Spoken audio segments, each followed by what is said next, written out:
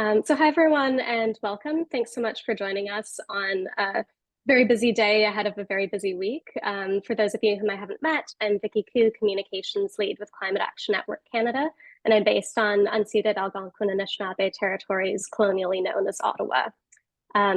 Climate Action Network is the country's largest network of organizations working on climate and energy issues, with more than 150 groups from coast to coast across so-called Canada, including labor unions, environmental and development organizations, faith-based and grassroots groups, and more.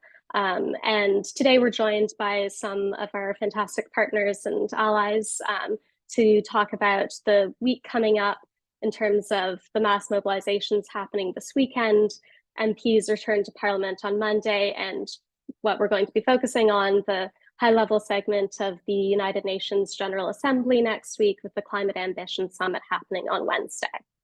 So to start introducing you to a few of our speakers, we have Catherine Abreu, or Kat, founder and executive director of Destination Zero, who's going to help us get started by setting the context on what's going on at the international level with the upcoming Climate Ambition Summit and the acceleration agenda.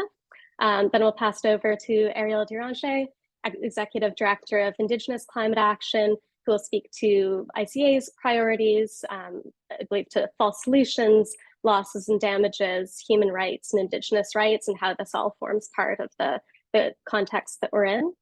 And then we'll hear from my teammates, Caroline Brouillette, our Executive Director, who will dive deeper into what this means for the Canadian government, and we'll give you a bit of a sneak peek at a scorecard that we've been working on to assess how Canada measures up to the acceleration agenda asks. And finally, our senior international policy analyst, Pratishtha Singh, is going to speak to the current situation on climate finance and give a bit of a look ahead to COP28. So I'll pass the virtual mic over to our panelists very shortly, and you'll hear from them for about 20 minutes in turn, and then we'll open the floor to Q&A. So if you can hold your questions until then, or just put them in the chat for now, that would be great. Just a quick housekeeping note, this is being recorded, so let us know in the chat if you're interested in having a copy of the recording, and I'm happy to send that to you, or it will go up on our YouTube channel. Aussi, cette séance d'information sera pour la plupart en anglais, mais si vous en avez des questions en français, Caroline sera très heureuse de les en français. And finally, at some point, if our panelists can put their media contact information in the chat so that you can follow up with them directly on anything that comes up next week, that would be great. All right, I'll leave it there and I'll pass it over to Kat to get us started. Thanks so much, Vicky. Hi, everyone. Such a pleasure to be with you, and great to see a few familiar faces on the line, or names at least, that I haven't been in touch with for a little while. I'm also calling in today from unceded Algonquin Anishinaabe territory in what's also known as Ottawa, Canada, but on my way to New York very shortly, and anticipating what will be, I think, a very rich and enlightening conversation that takes place next Wednesday, September 20th at the UN Secretary-General's Climate Ambition Summit.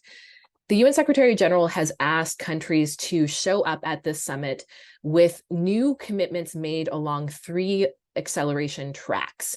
Those tracks are ambition, and under ambition, he is calling on governments to deliver energy transition plans, adaptation and resilience plans, and plans to deliver on their climate finance pledges. He's asking countries to show up with commitments under credibility. So that's backing up targets with real plans to get there, and making sure that non-state actors, so private sector actors, subnational jurisdictions, plans are being regulated and transparently measured in such a way so that they live up to the promises that they're being talked about on the global stage.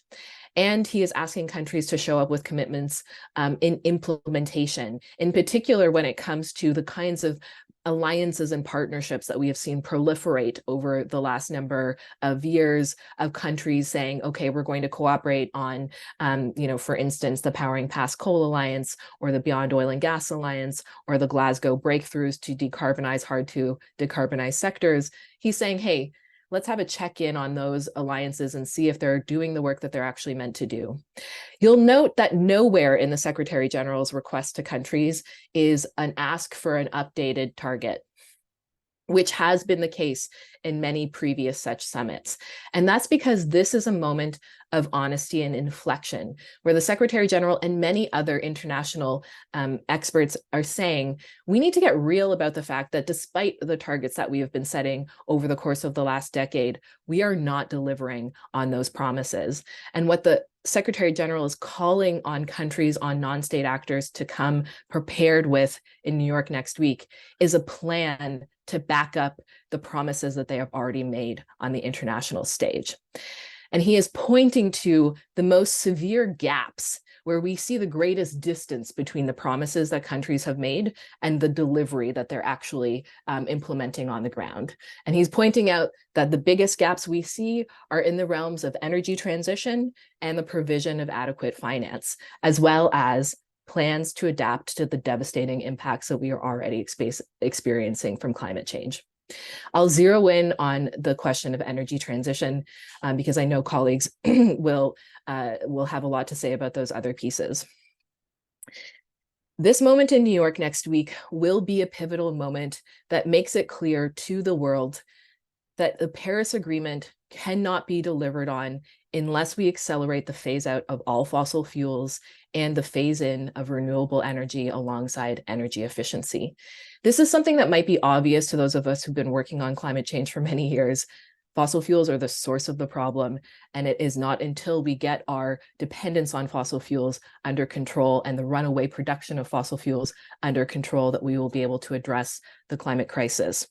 However, because of the deception of the fossil fuel industry and the politicians in their back pocket, that is not as clear a link for many in the public as it should be. That has really changed in the last couple of years because of the conversations that we are seeing in the international space and because of the direct links between the profit-hungry fossil fuel companies that continue to make obscene amounts of money as the climate impacts directly associated with their operations consume communities around the world. The fact is, at this point, there is an unprecedented level of consensus in the international sphere that accelerating the phase out of all fossil fuels is necessary if we are going to get anywhere close to delivering on the promises of the Paris Agreement. Most recently, we saw the synthesis report of the Global Stocktake.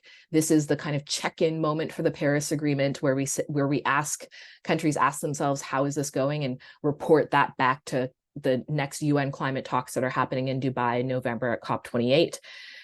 So all of the technical inputs that countries have provided to the Global Stocktake are out, and the synthesis report articulates very strongly that the number one thing standing in the way of implementation of those countries' commitments is a failure to reduce the use of fossil fuels, and most importantly, a failure to stop the ongoing expansion of fossil fuel production.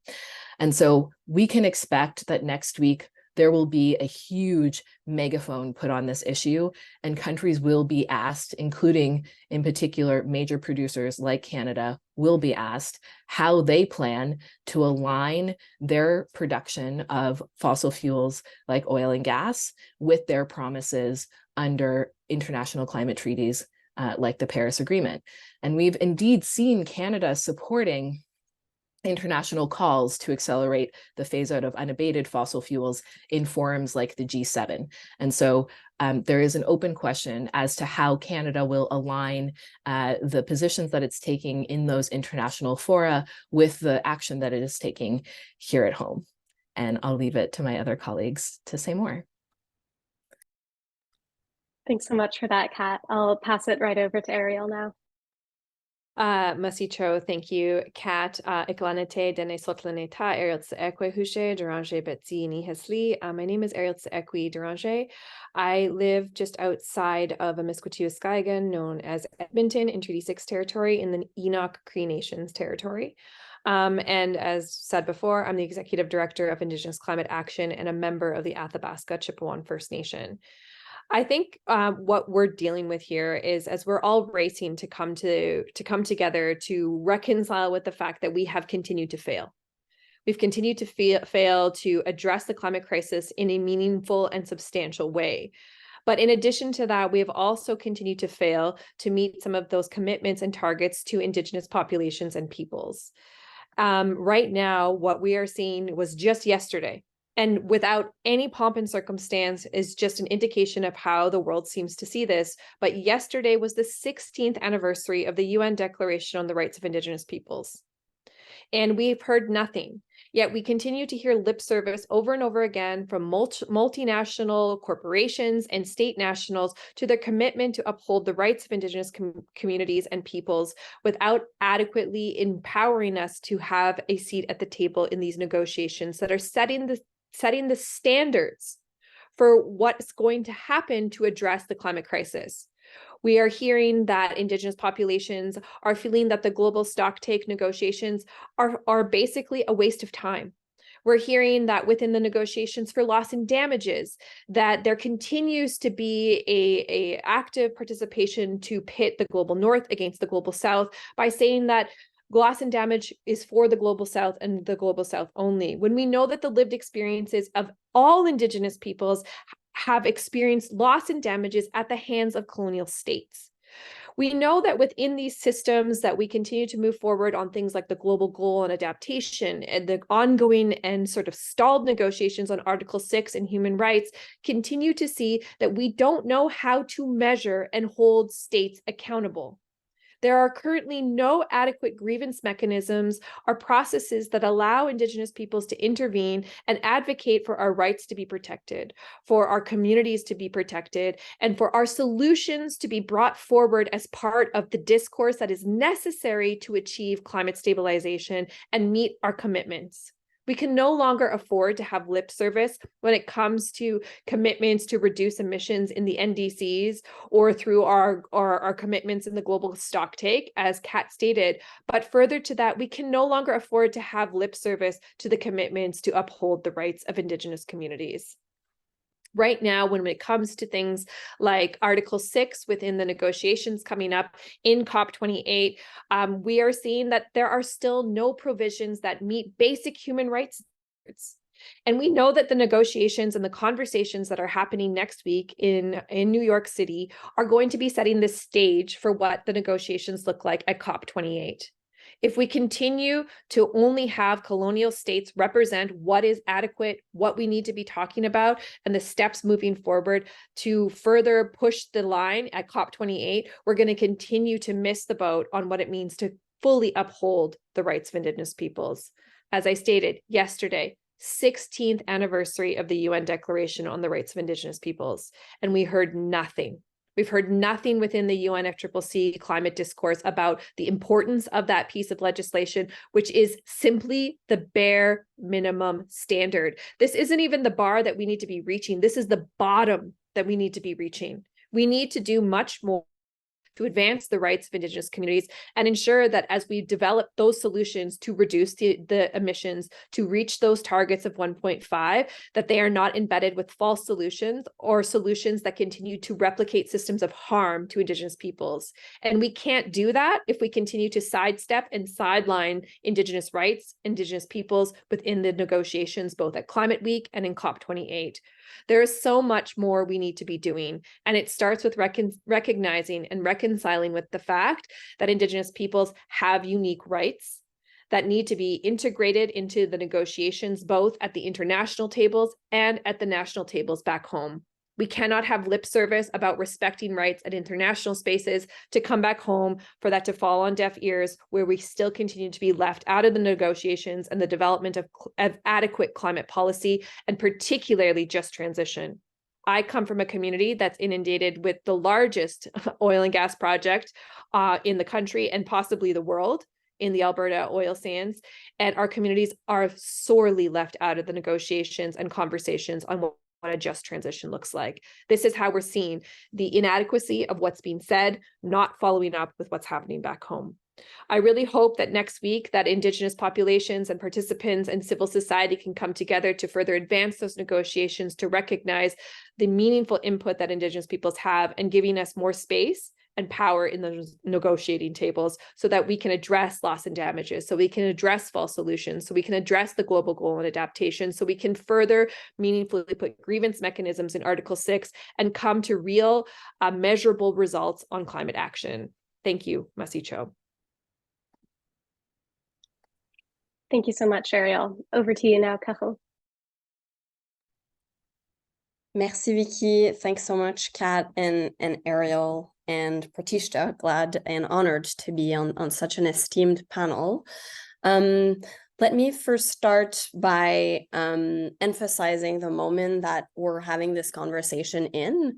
As the seasons start changing, we are ending a summer of acceleration of climate impacts in what is currently called Canada. Almost every province and territory of the country has seen active wildfires displacing communities and destroying ecosystems this summer. Over 60% of the Northwest Territories population, with the entire city of Whitehorse, had to be evacuated. Indigenous communities have been disproportionately affected, while at the same time receiving less support from colonial governments. And why is all of this happening? If we look at what most recent studies and science tells us, including a recent peer-reviewed study from the Union of Concerned Scientists that finds that 30% of the total area scorched by forest fires in the Western United States and Southwestern Canada since 1986 can be attributed to the 88 largest fossil fuel producers and cement manufacturers. We're also in a moment of renewed energy and mobilization. On Sunday takes place the Global Day of Action to End Fossil Fuels across the world. This weekend, from September 15th to 17th, more than 30 cities across Canada will join this global fight. And we're expecting major numbers, in particular on the 15th from Vancouver, Toronto, and Ottawa in particular. It's a truly exciting moment as we're feeling, almost for the first time since the COVID-19 pandemic struck, the energy of the 2019 climate protests rise again. Canadians from coast to coast to coast are seeing our country burning, while fossil fuel executives raking record profits due to the volatile price spikes resulting from the Russian invasion of Ukraine, and people are rightfully fired up. I also want to note that migrant rights advocates will also be taking the streets this weekend with Status for All demonstrations planned in more than a dozen cities on the 17th. Migrant justice is climate justice, and so this is also a part of our fight. So it's in this context that we're heading to New York next week, with the Secretary-General setting a new standard in terms of what climate leadership should really be about and how leaders will be able to stake that claim on the global stage. And so we wanted to compare and contrast how Canada is doing on this and have prepared a scorecard. So if you give me just a second, I will do the awkward thing where I try to figure out how to share my screen and hope that you can see all the 10,000 tabs that I have open. Great. So you should see here this scorecard, and all the criteria listed here is not Climate Action Network's criteria. It is the criteria set by the UN Secretary-General right after the 6th assessment report of the IPCC was published. And we're seeing overall that Canada is not doing very well.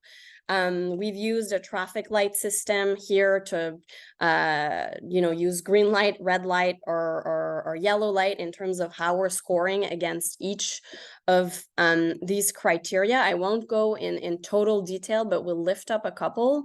What I think we also wanted to include in the in Canada's constitutional context, with the environment being a shared jurisdiction, is that we often see provinces being major breaks towards the federal government fulfilling some of these must-haves in terms of climate policy. So I think it's very clear that we're not doing very well when it comes to these energy transition pieces that Kat mentioned, and that I really want to lift up here. So on stopping the licensing and funding of new oil and gas, and stopping any expansion of existing reserves. Truly, Canada is nowhere to be seen on that front. Only Quebec, who, by the way, it has been announced in media this morning, we can paste links to the reporting in the chat, will actually take the stage in New York, because it has adopted legislation to end exploration and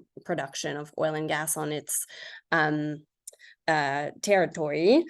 Canada's also nowhere to be seen on a global phase down of existing oil and gas production.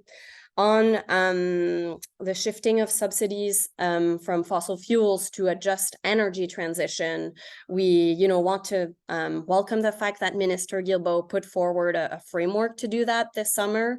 However, we want to see this framework implemented by the end of the year, and also really urgently tackle public finance by the end of 2024, which is something we are calling on Minister Freeland to really focus on, given that it's in her portfolio. So Vicky, as she mentioned, we will be sending this to attendees before we publish it next week. So yeah, like no need to, you'll be able to explore it in more detail, but I also just want to finish a couple of thoughts here to kind of assess where does that leave us and leave what is currently Canada. Well, the fact is that there's no more time to wait. And as this scorecard shows us, the federal government must move quickly to cap emissions from Canada's most polluting sector, the oil and gas industry. This policy of an oil and gas emissions cap was first promised more than 2 years ago in Glasgow at COP26 and has public support in every province, yet has been delayed multiple times amid heavy lobbying from the fossil fuel industry. At this point, we have waited enough. Prime Minister Justin Trudeau must now show more than vibes on the oil and gas emissions cap, especially with new polling released today showing that most Albertans as well would support some kind of national cap on carbon emissions from the oil and gas sector, which shows that Danielle Smith chooses time and time again to promote the agenda of the oil and gas lobby and executives and is out of touch with Albertans. If done right, an emissions cap could finally tackle the elephant in Canada's climate policy room, the continued expansion of oil and gas pollution. It's truly the only sector that has been left off the hook and has prevented Canada to reach its climate targets previously, all while other sectors were actually doing some emissions reductions work. Pierre Poilievre spent last weekend telling us about how a conservative government would give us more pipelines and more fossil fuel expansion. Meanwhile, members of parliament are going back to parliament very soon, and Prime Minister Justin Trudeau will be in New York. So this is a rare moment where I wouldn't say it's a rare moment, but it is a moment where public interest meets political opportunity. If the government wants to show it's serious about tackling the mounting climate crisis in this country, it must address the root cause of the crisis and of other interlocking crises, like the continued violation of Indigenous rights, the rise in fossil-driven inflation and food prices, etc. We must tackle what is at the root cause, and that is fossil fuels. Publishing draft regulations for an emissions cap for oil and gas is how we do it, and we will be watching. Merci beaucoup. Merci, Caro. I'll now pass it over to Pratishtha, whom I know is having a few connection difficulties, but over to you, Pratishtha. Thanks, Vicky. I'll try to be on the camera, but just, let me know if I cut out. I'll turn my camera off. So hi, everyone. Pratishtha, I'm with Climate Action Network. Very grateful to be part of this exciting panel. And I'm joining you today from Sao Paulo, Brazil. I think my colleagues have already done a good context setting, and maybe I'll just build on and say that yes, the next week is critical for diplomacy, and the stakes couldn't be more higher after what we saw at the African Climate Summit and the G20 Leaders Summit, where I feel that it was a missed opportunity for the world leaders, including Canada, to actually advocate and come up with a strong outcomes on climate and energy.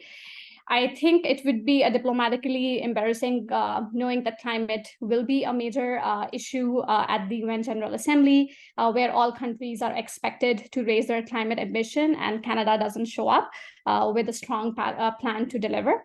So there are high expectations for Canada to deliver, and particularly coming on the finance bit. I would say that Canada has moved from being the worst climate finance performer just a couple of years back to one that takes the lead in getting other developed countries to double their climate finance contributions, but still we are still far behind the fair share of our contributions. And in that sense, I see 4 opportunities for Canada in 2023 and look forward how Canada will deliver it the next week in New York and also towards COP28. The first and the very obvious I would like to touch on is on the 100 billion. So like the progress on 100 billion, in particular to adaptation. Canada must commit to enhance its climate finance contribution from 40% to 50%. And from a more quality perspective, I think the adaptation support must go where it counts the most. So it should prioritize localization, Indigenous people action, feminist approach to climate investments, and most importantly, the locally partnership towards building the resilience. I think yesterday the ODI published their report on the fair share, which clearly shows that Canada is still behind. It's still at 51% of its fair share contribution, and also how it's lagging on the adaptation front. The second opportunity that I look for Canada is that Canada, since Glasgow, has really helped to advance the discussions to provide funding to tackle losses and damages. And I think countries are counting, especially the Global South countries are counting on Canada to be a champion, understanding the linkages between the solidarity, security, and cooperation, and move the other Global North countries in the difficult conversations that are happening underway in the Transitional Committee meeting. We still have one more Transitional Committee meeting coming up in November. So I think it's a moment for Canada to show how it makes this funding arrangement fit for purpose, and maybe be a first mover with some contribution to this fund.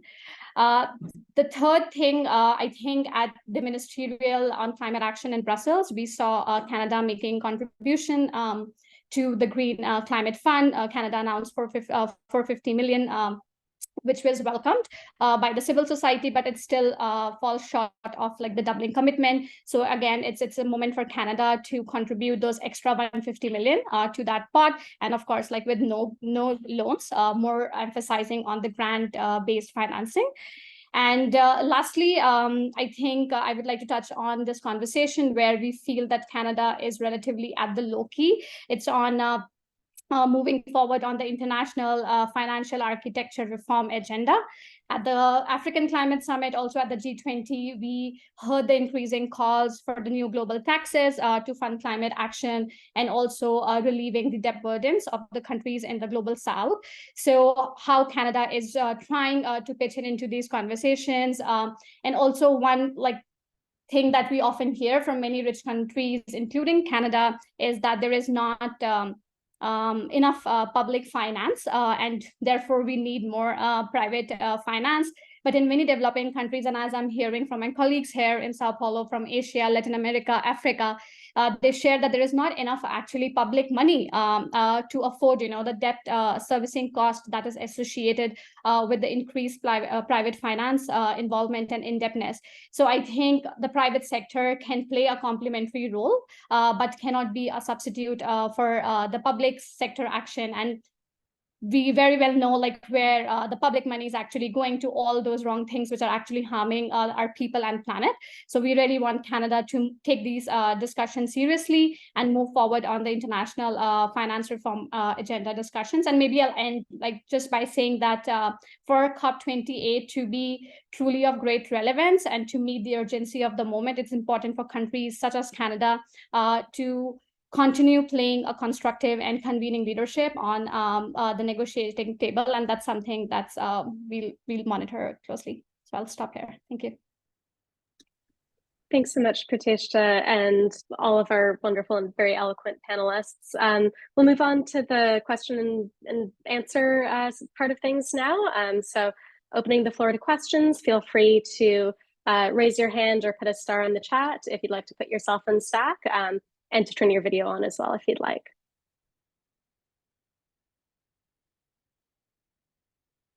Maybe in the meantime, as folks are starting to think of their questions, I'll invite our panelists if there are any other resources that you want to share with the reporters on the line here, upcoming events or anything like that. Feel free to plunk that information in the chat.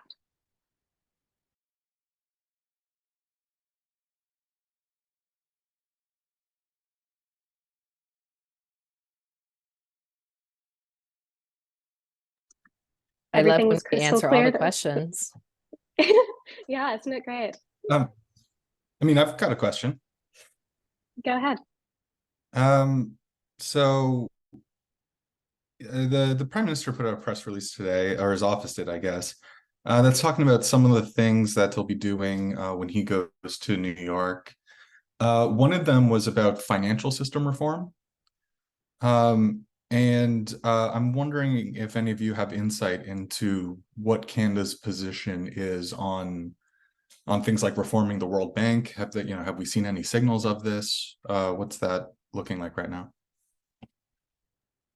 Thanks, John. Maybe I'll direct this to Caro first, and then if any of our other panelists want to chime in, they're welcome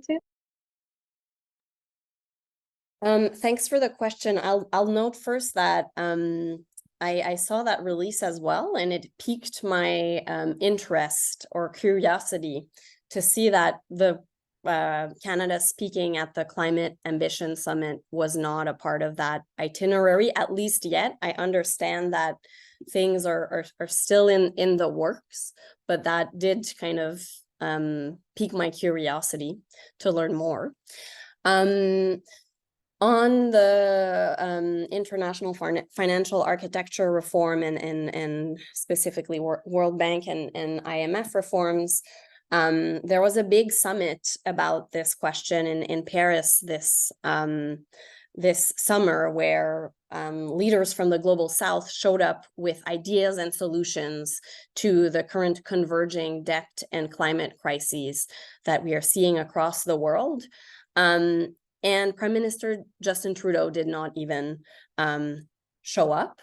I think for Canada, there's a big question on this, on adopting a whole of government approach and coordinating across departments, which would be, the Prime Minister's office, but as well, Finance, Global Affairs Canada, and Environment and Climate Change. If we truly want to get a response, an intersectional response to a very intersectional issue in a moment of converging crises,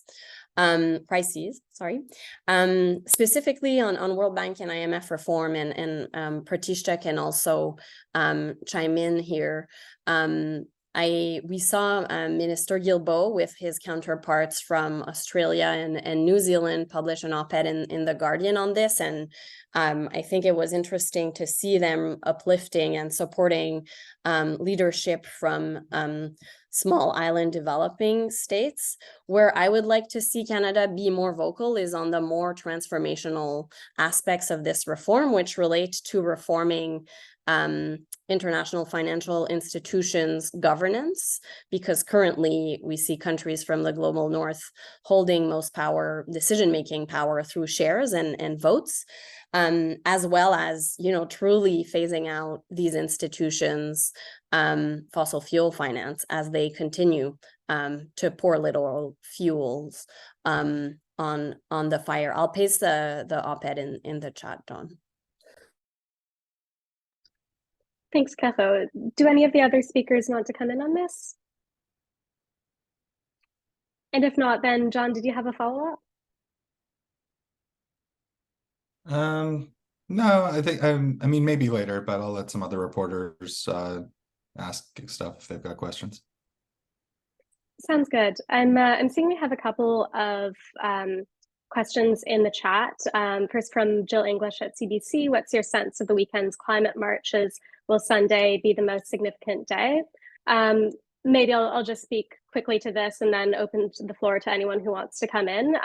From my sense, things are going to be spread out to a certain extent throughout the weekend, but there are going to be some big marches on tomorrow on the 15th in Ottawa and Vancouver, and then Toronto is having theirs on the 16th. I'll paste in the chat in just a moment maps with the details of all the planned actions that are happening across the country. There are now, I think, more than 50 that are planned. And then in terms of the migrant rights demonstrations, those I think are going to be happening for the most part on the 17th. So really lots happening kind of all through the weekend. I'll also paste a little spreadsheet with some contact information for organizers of some of those local demonstrations in case anyone's interested in getting in touch with them. Anyone on the panel want to chime in further on the demonstrations this weekend? I mean, I'll just note that we can expect for there to be significant mobilization and demonstrations in New York on Sunday. Yes, good clarification. Thank you, Kat. All right, then we have one from Nick Cunningham at Gas Outlook. I'm wondering if you can speak to some of the greenwashing lobbying efforts by the oil sands industry and to what extent they're influencing Canadian climate policy, both around the oil and gas sector emissions cap specifically and more broadly with Canadian climate policy at upcoming climate summits. Who wants to take this one? Eriel? I can speak a little bit to the sort of the greenwashing, but as far as the broadly into Canadian climate policy, I might defer to some of my other colleagues on the call. The reality is that the oil sands has a vast history of greenwashing the industry, and it has not declined by any scope of the imagination.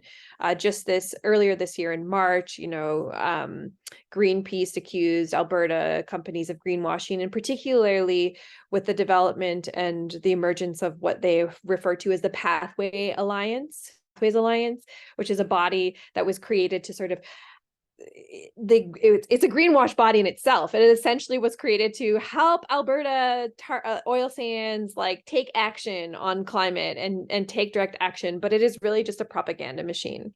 And this consortium, it's comprised of a consortium of the oil sands companies themselves trying to come up with tactics and strategies.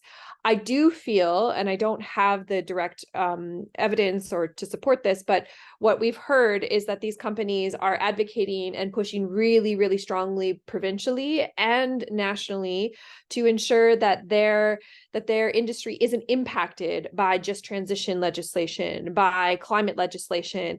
And they sort of couch it in the framework of this is about workers' rights and this is about the Canadian economy. And they're really advocating for technological solutions, largely CCS, carbon capture and storage technologies, that have been proven to not be adequate enough to reduce emissions. In addition, they really are focusing on the fact that this shouldn't be about not allowing new approvals of projects, but about reducing emissions per barrel, which really skews the focus when we're talking about a global call for a phase out of fossil fuels. New approvals should not be part of that plan. And the oil sands region and the oil sands companies that are a part of Pathways Alliance are trying to advocate for the fact that this isn't about ending the oil sands, but this is about cleaning them up with no proven technology. And we know that over the years, there have been numerous studies that have looked at how much the oil sands industries and companies and corporations themselves have been putting into lobbying efforts, both provincially and federally. And it's always incredibly staggering to see just how much effort they have. And I do feel that it has amounted to a substantial pressures and an influence in the development and the weakening of Canadian climate policy, both provincially and federally. And ultimately, this has led to the degradation of Indigenous rights and communities, because I just want to name this because this is really, really important. These companies often have more leverage and capacities of influence on politicians, both provincially and nationally, than Indigenous peoples and nations, Indigenous nations that have legally protected rights. And this is a huge problem, that these industries get more face time with politicians than our community leaders do. My nation has repeatedly brought this to the forefront, where we have asked for meetings with politicians and we get left to the side over and over again, while organizations like the Pathway Alliance have regular meetings with politicians, particularly those building climate policy. Thanks so much, Eriel, for that really clear analysis and articulation. Kat or Caro, do either of you want to add anything to that? Yeah.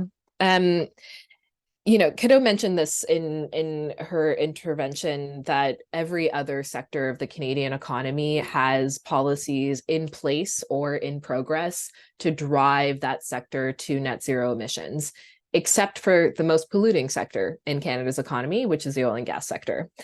And that in and of itself is telling about the influence of that sector. You know, when we are saying every other sector of the economy is being asked to carry an overshare of its weight in this effort to reduce Canadian emissions, because we're letting the most polluting sector off the hook entirely. What are the policies that have been proposed that could draw down emissions from that sector? We've talked about the emissions cap. That's the most obvious one and the most direct one. And again, both Eriel and Kiddo have talked about the delays that we've seen in implementing the emissions cap. And we have read, I'm sure many of you have read and written articles on the ways in which influence from and pushback from the fossil fuel industry is directly tied to the delays and the watering down that we have seen in the development of the emissions cap. That was promised over 2 years ago in Glasgow at COP. And we haven't seen any action on it since then. And instead, you know, I again live in Ottawa. Instead, we see billboard after billboard plastered on our bus stops telling us that an emissions cap is somehow going to destroy our economy. But the emissions cap is not alone, right? So many people will say, okay, but already there's carbon pricing and there's the output-based pricing system, and the fossil fuel industry is exposed to that. So we've taken care of it already. The output-based pricing system exempts oil and gas companies from the vast majority of the carbon price. They're paying a tiny fraction of that carbon price, such a small fraction that is basically meaningless for them. So that carbon price is not serving the function that it is meant to serve, and that it is serving in other parts of the Canadian economy, to send that signal that it's time to decarbonize. It is not doing that very effectively in that sector right now. It may in the future, as the output-based pricing system changes and the carbon price ratchets up, but right now that is not what the carbon price is doing in that sector. The green taxonomy has been proposed which would adjust the ways in which investments are labeled, giving credit to green investments in Canada. We have seen incredible lobbying, once again, from the fossil fuel industry to have new fossil fuel projects labeled as green in Canada's green taxonomy. And because that wasn't a part of Canada's green taxonomy, we have seen a delay, a real pushback in that taxonomy being implemented, despite it being proposed nearly a year ago at this point. And finally, Canada has one of the most ambitious pledges in reducing methane emissions from our energy sector in the world. A 75% methane emissions reduction for the energy sector is Canada's target. once again, as I said earlier, an impressive target. What are we doing to implement it? Where are the regulations that will deliver that 75% reduction of methane, a powerful climate change forcer from Canada's energy sector? We haven't seen those regulations yet. And methane is, it's so cheap to reduce methane that it pays for itself. And so, we're even seeing resistance to emissions reduction solutions from the sector that are job creating and economically sensible. So I do agree that it is very fair to say that the influence of the fossil fuel sector has had a negative impact on Canadian climate policy and is preventing us so far from addressing the elephant in the room of our emissions inventory. Thanks so much, Kat. We've still got about 10 minutes left before we need to wrap up. Just want to see again if there are any more questions, anyone who hasn't had a chance to ask yet, who wants to put themselves on stack.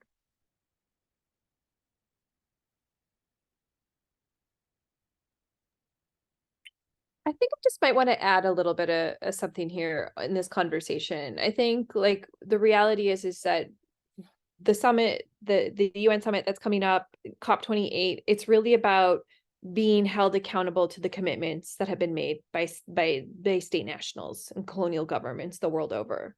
And when it comes to the relations in Canada's commitments at the world stage versus the action back home, and when we take a more micro focus and we look at the oil sands industry, you can start to see where things start to disintegrate and fall apart.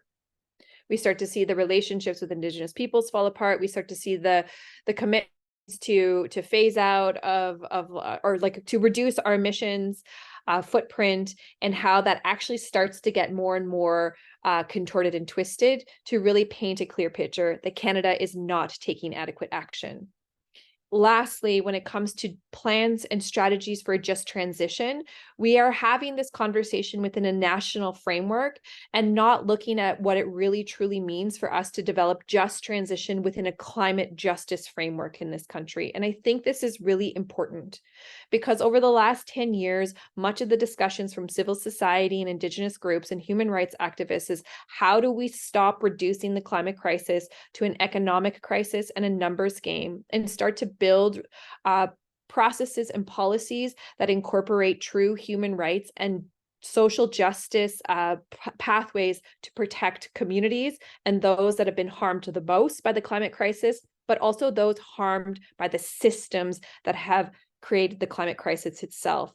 At ICA and within the global Indigenous movement, within the UNFCCC, our sort of motto is that colonialism and the systems of colonialism, patriarchy, capitalism, extractivism are the root causes of the climate crisis. And we have to absolutely take this into consideration while we build the strategies to reduce emissions, to build just transition strategies that take jobs and justice into consideration, that look at migrant rights. But we also have to look at how are we reconciling with the fact that these colonial systems are at the root causes of many of the problems, and how do we begin to expand our ideas of what solutions look like outside of the confinements of colonial systems. And I really just think that this is something we need to reconcile with and understand that if we are to uphold the UN deck on the rights of Indigenous peoples, we also have to reconcile with the idea of legal pluralisms in many of the countries across the world. And how do we begin to introduce that into our conversations to build strong policies and procedures and processes that uplift those legal systems and structures that have been oppressed and suppressed for so long. Thanks so much for adding that, Eriel.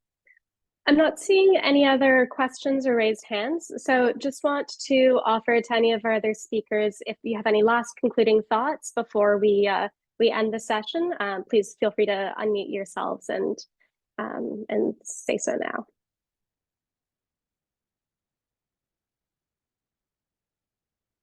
Hard to follow that act, I realize. All right, then again, we'll be in touch quite a bit over the next week. Don't hesitate to reach out if you're ever looking to set up interviews or have more questions later on. thanks again so much for joining, and thanks so much to our panelists for your generosity in sharing your insights here. Enjoy the rest of your day, everyone, and take care. Thanks. Everyone. Thanks so much.